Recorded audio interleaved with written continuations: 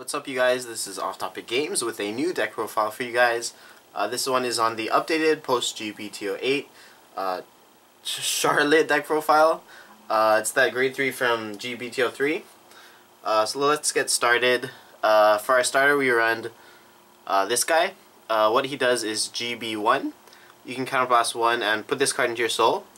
And then soul charge 2. And then if the number of cards in your soul is 6 or more, which it should be, you draw a card, which is pretty nice.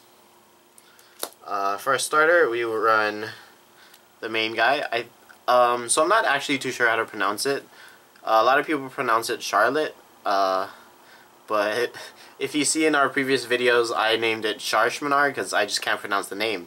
So for easy, purposes, we're just gonna call this Mr. Vampire. So what this guy does is GB2, basically during your turn, if the number of cards in your soul is 6 or more, this unit gets plus 10,000 in a crit, so that's kind of nice if you can't stride. And then the on-stride skill is Counterblast 1.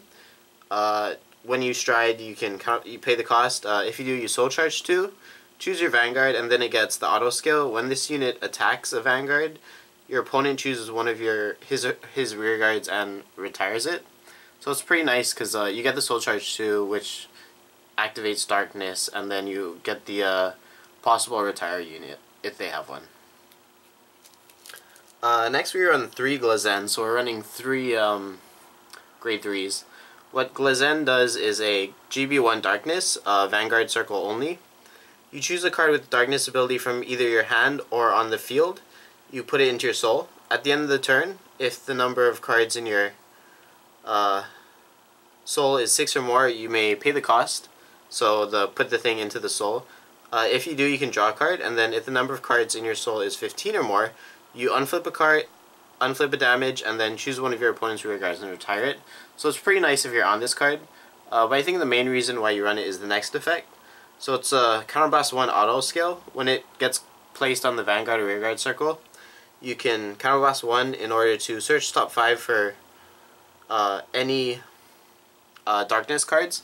You can put them into your soul, and then this card gets plus 1,000 for each card that was put in. Yeah, so that's pretty good.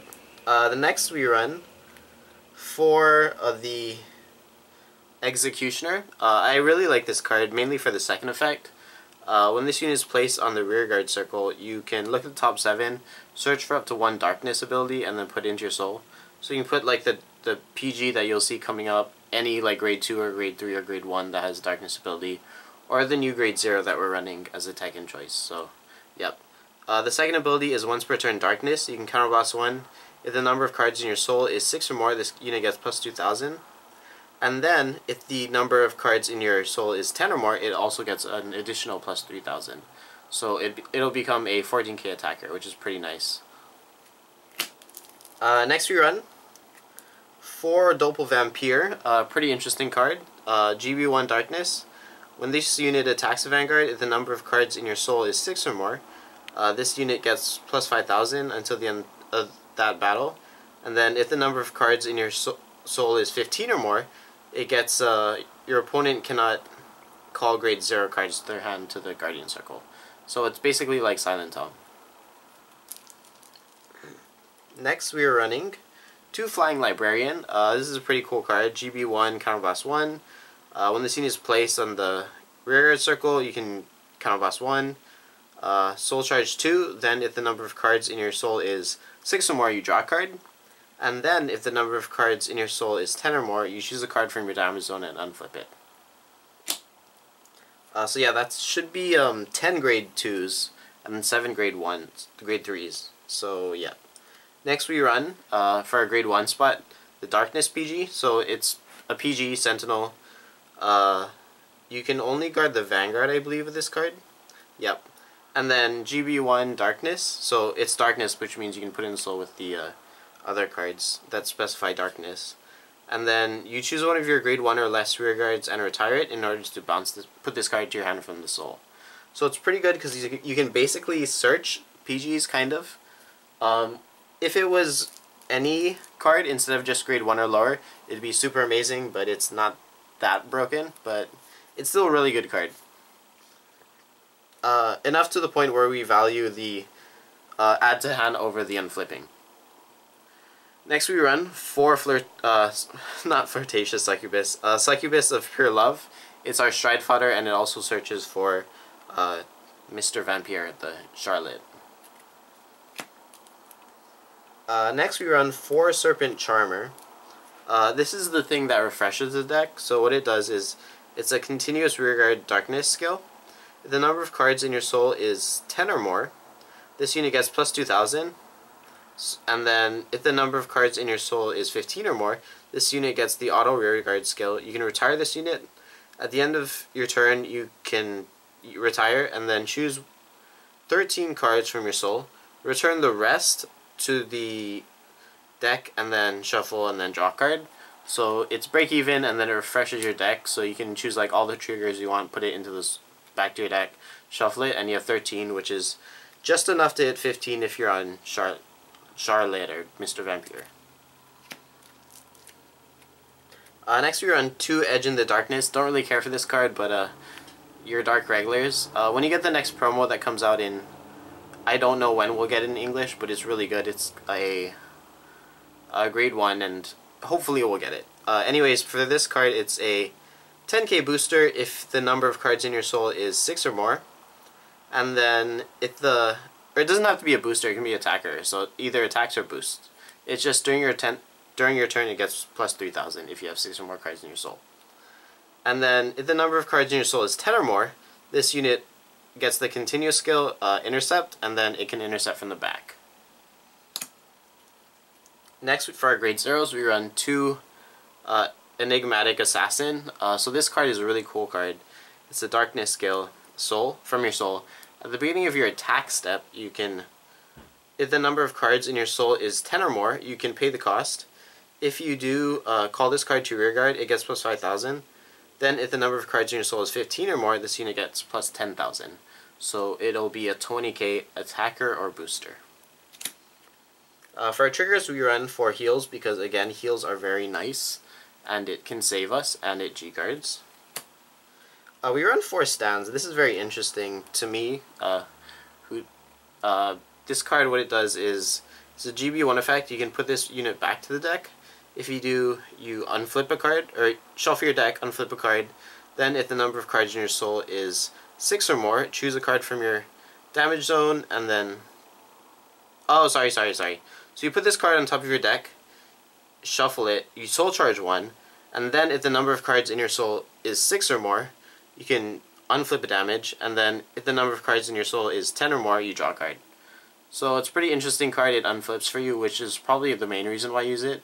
You soul charge 1, which activates darkness, and then you draw a card, so it's a break even. And you put a trigger back to the deck. And then 8 crit. 4 is the put 3k, put in soul, give plus 3k, so it activates darkness. And then 4 succubus, it's the put in soul, you draw a card. If you're on Charlotte, Mr. Vampire guy. Yep. So for a GZone, we run this really cool guy at 2. One is SGR. What it does is GB2 darkness, and then it's a counterblast of 1 ability. So what it does is when this card attacks the Vanguard, you can when it attacks the Vanguard, you can pay the cost, which is counterblast of 1.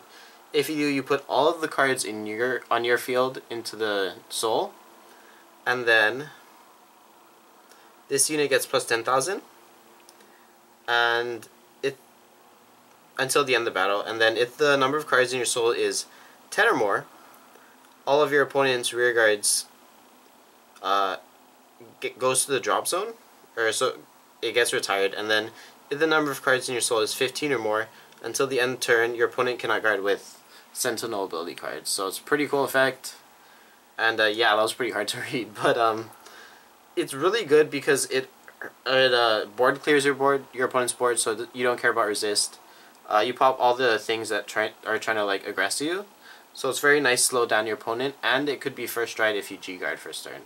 So it's really nice. Next we run 4 of the essential star of the deck, right? It's what makes this deck strong because it's a kill card.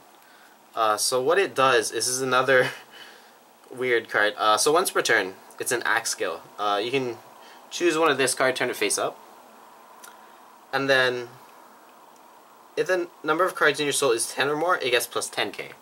If the number of cards in your soul is 15 or more, this card gets the skill where it cannot be guarded by grade 1s or higher. And then if the number of cards is 15 or more, it gets an extra crit. Or no, sorry, not 15 or more. If the number of cards in your GZone is 2 or more, it gets another crit. So you can do this first turn, you just don't get the crit. You don't have to be at 15 soul, but you don't get the guard restrict. So that's nice to know, but you probably want to have all of that. And you should have the conditions met by second stride. And it should be this card, and it should hopefully kill your opponent. But it doesn't necessarily have to, of course. So next for our strides, we run probably the first stride of the deck. Mask of Demonic Frenzy, this guy. So what it does is, it has the Darkness skill, Auto Vanguard. It has to be Darkness. So once you're in Darkness, you can, when this attacks, you can Soul Charge 2.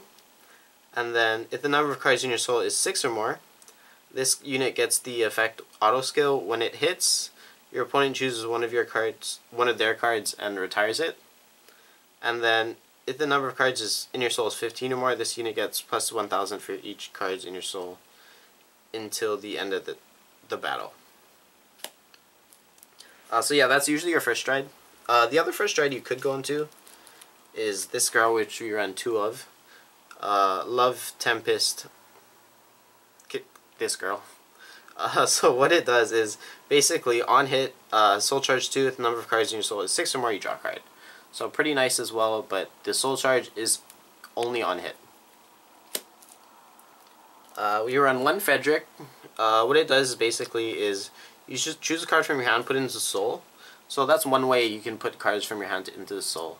So if you draw like Enigmatic Assassin, you can use this card, put it into soul if you want. So anyways, you do that. Then this unit gets plus 1000 for each card in your soul.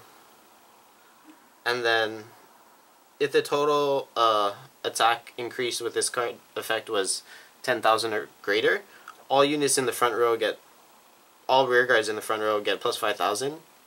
And then this ability cannot be used for the rest of the turn. So basically you can pump it up and do the effect multiple times until it reaches that 10,000 mark, and then you can't use it anymore. Next we run Once a Breeze because it's a G deck, and it's essentially a G deck, and you need your G cards. Next we run 2 Batma Lap. Really funny name, but it's a really good card for Dark Irregulars. Basically, when you G guard with it, you can Soul Charge 2 from the top of your deck. If you do, you get plus 5,000 shield. And then 3 of this card, it's good against D-Police, and it's essentially a free 25k shield. But what it does is, if the number of cards in your soul is 10 or more, it gets plus 10,000, so it's a free 25k shield. And then if if the number of cards in your soul is 15 or more, you can choose any number of your units, and then until the end of the turn they get the continuous resist skill. So basically you can choose your Vanguard, your rear guards, or you can choose your guards, which is really helpful against D-Police, because you guard with everything, then you G-guard with this, and then choose all your guardians and they get the resist skill, so they can't be guard broken. So yeah, that's the basic deck. I hope you guys enjoyed it. Let me show you something with this deck. The reason why we run Enigmatic Assassin is because of this guy, to make him bigger. So you're at 36.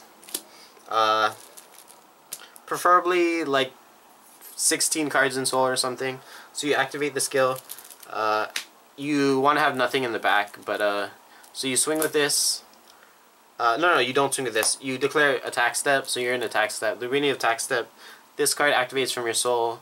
She gets called. Preferably you're still at 15 soul, so you get the plus power. So it's a 20k booster. Swing, you're swinging for 56 by itself, or just like this without hitting triggers, or the one-eyed succubus. So yeah, that's why it's good, because this specific combo with Gillis You can do it with other things. It doesn't work with Scharhrot because the stride, because when it attacks, it has the effect versus at the beginning of the attack step. So basically, this will get called out, and then this will just put it back in the soul, which is weird. But yeah, you can still do it, I guess. It's very interesting, but you just don't get like the boost. But yeah, I hope you guys enjoyed it. Please leave a comment if you have any comments about this deck or any improvements you'd like to suggest, or specific matchups or more decks that you want to see getting deck profiled. And then yeah, also when this video gets announced, we are at 1,000 currently, so you'll probably see the giveaway that's been going on right now. I hope you guys check that out. We can leave it in the description, as well as our social media and Facebook, so you should check that out as well. That will also be in the description. And then like and subscribe if you enjoyed this deck profile, and I'll see you all later.